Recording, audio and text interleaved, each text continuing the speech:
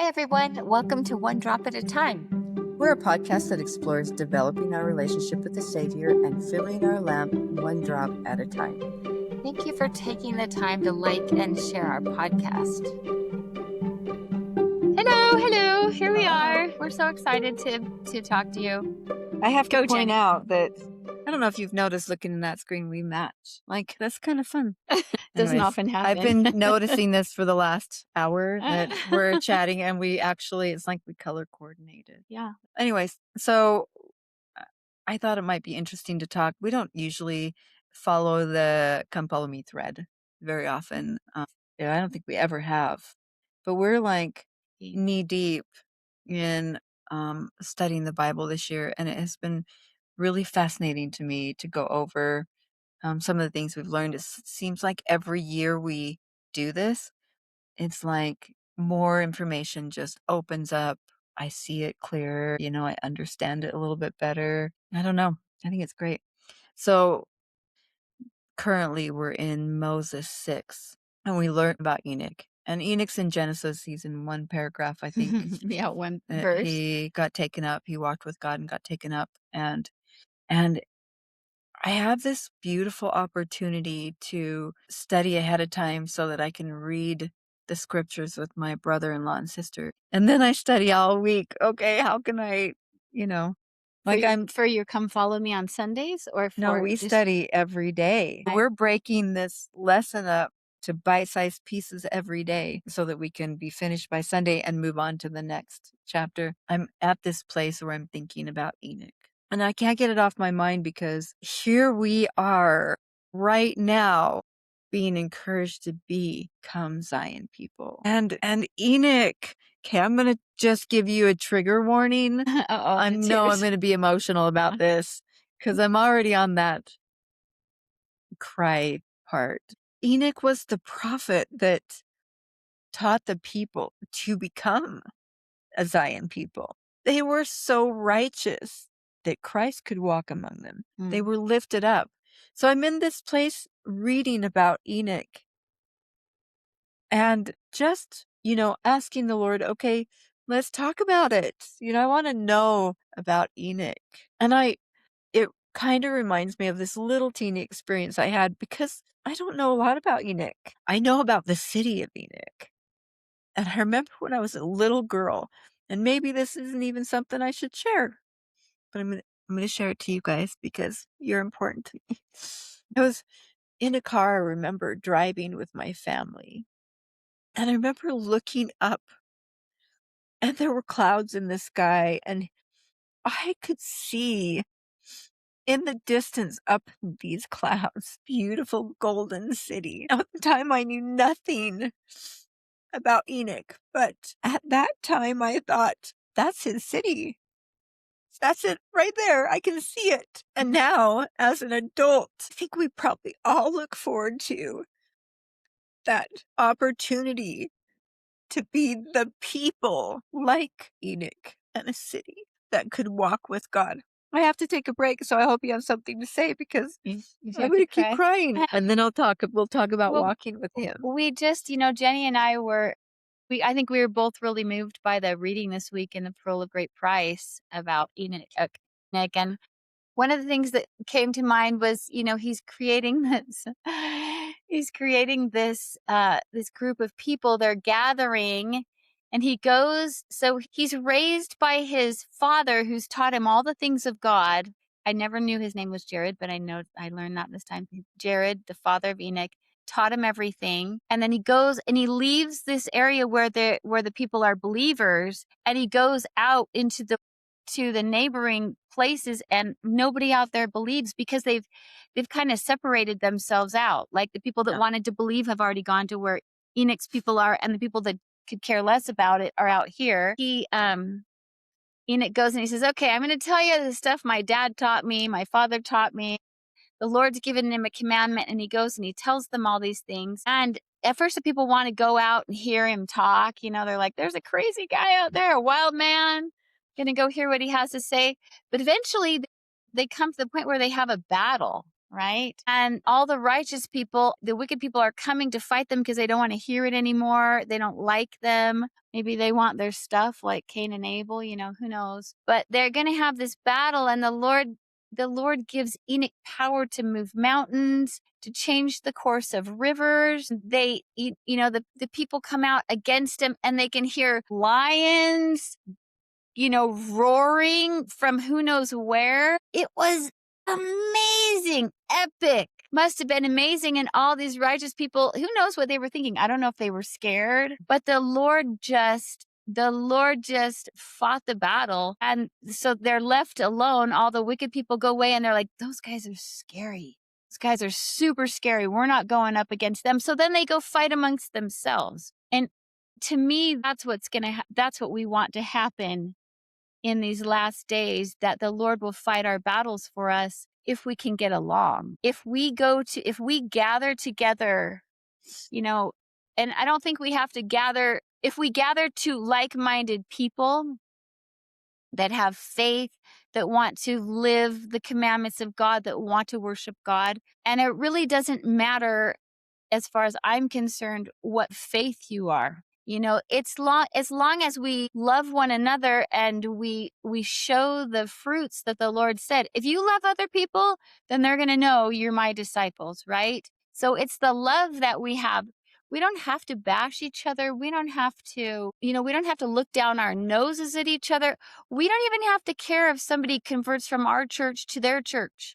If we work together, we can create this community, and God cannot be restrained from protecting us, and people that want to hurt us will leave us alone because we will be scary, not because of our worthiness or our goodness or any of that stuff. It's because we will be scary because God will have our backs. What's amazing to me about this whole story, and I love that. I love it because I didn't know all those Get so things yet. excited about it. I haven't read those things yet. I'm still in this one little part of Enoch saying, God, why are you showing me any favor?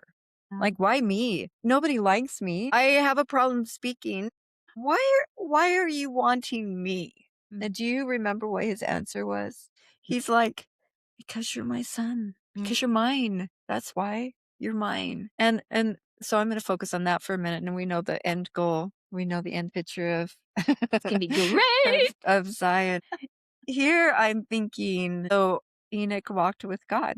So he said, okay, I'm in. And so I was thinking, The Lord Lord, what does that mean? What does it really mean to walk with you? Now we know that this year that's the young men and young women's theme. And I know that in some Relief Society environments, that is their theme as well. They've adopted the same thing. And so I was asking the Lord, well, what does that look like to walk with you? And all of a sudden, this picture of my friend comes to my mind, my friend Carrie, and walking with Carrie. And I thought about the time that I'd walked with Carrie and how much I enjoyed that, what our conversation looked like. It was never the same. We had a lot of things to talk about. And every time I walked with Carrie, our conversations were different. It was good. I was able to walk. We weren't hiking a mountain, so I didn't have trouble having a conversation. It was great. And I thought, okay, so part of me says, and I'm sure this is the natural part of me that says, walking with you sounds really hard. Like, can I walk with you all the time? Like, is that even a possibility? What's so hard about it? And here comes another picture in my mind of Carrie. And she's calling me at 7 o'clock at night and saying, hey, do you want to come walk with us at 7? And out of my in the mouth morning. in the morning, and out of my mouth is going to be sure. But in my heart, it's going to be, and I don't know if I want to get out of my bed. Like, I know I'm going to be comfortable, warm in my bed, and then have to wake up that early and go out in the cold and go walk and be cold while I'm walking. That was the hard part.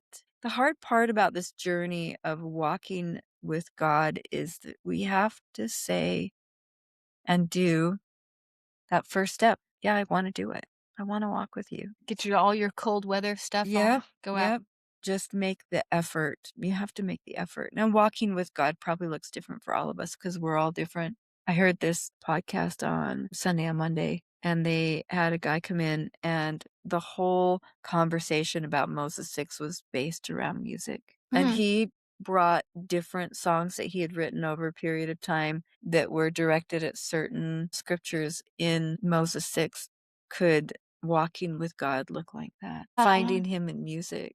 Could walking with God be going to the temple? Could walking with God be, different things that we choose in our life? It might not even just be saying, Lord, I want to be with you all the time. That's manifested. That walk is manifested in different things, because we're all different. Sometimes people can't go to the temple and they can't go walk physically. They can't maybe even sing. I can't sing.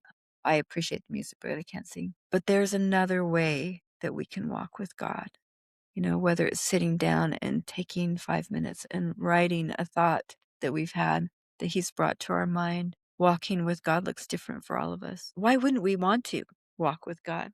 But I love your example of Carrie, because you're like, if you're going to call me and say, come walk with me, and it's going to be dark and it's going to be cold. And, that's why we don't walk with God, is because we want to, like, theoretically, Yeah. we want to walk with God, but sometimes He's like, okay, well, we're going to go on a midnight, jog.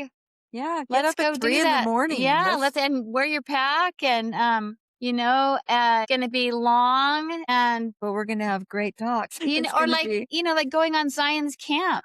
That was miserable and amazing at the same time. well, and I thought to myself, why wouldn't I want to go walk with Him?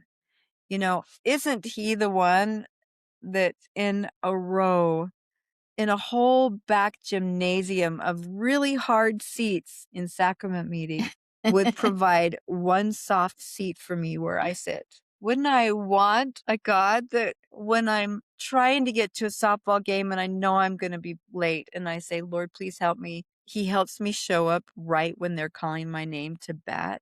Wouldn't I want to walk with that God who cares enough to have my battery go dead 3 days before I'm going out of town to Seattle? I mean, it's not just, hey, we want you to sacrifice and walk this way. It's come with me and I'll be there for you. I will Mm. yoke myself with you.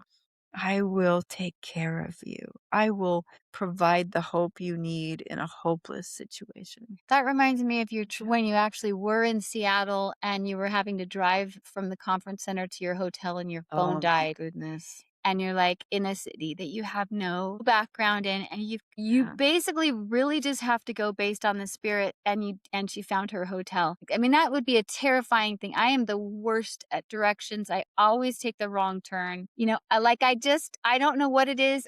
I'm pretty much 100% I'm going to go the wrong way. But the Lord, I mean, that was a situation where the Lord, you had nothing. You had Yeah. no resources. Yeah. And the Lord's like, I'll get you home.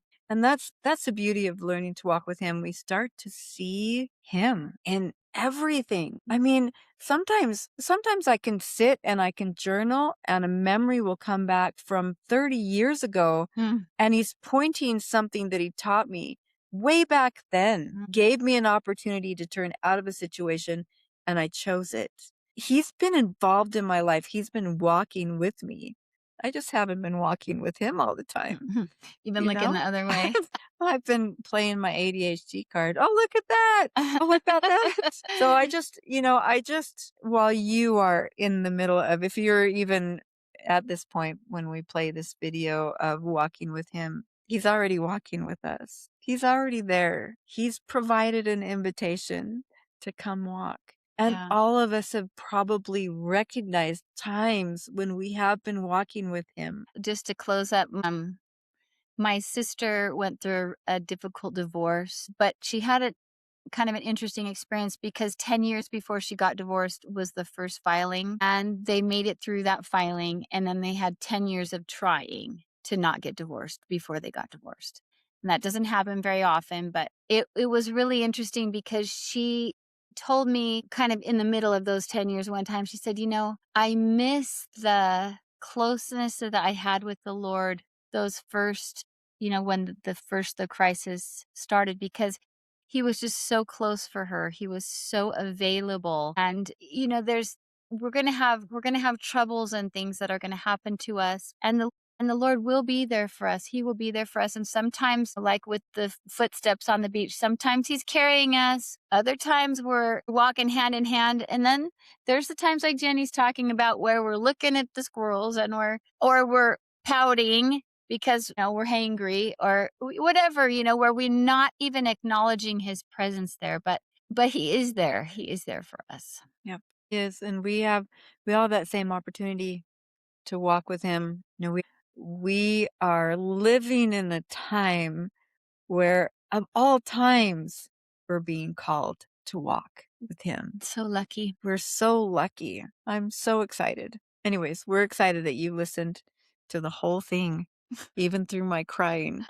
I don't know why. Anyways, because it's near and dear to my heart.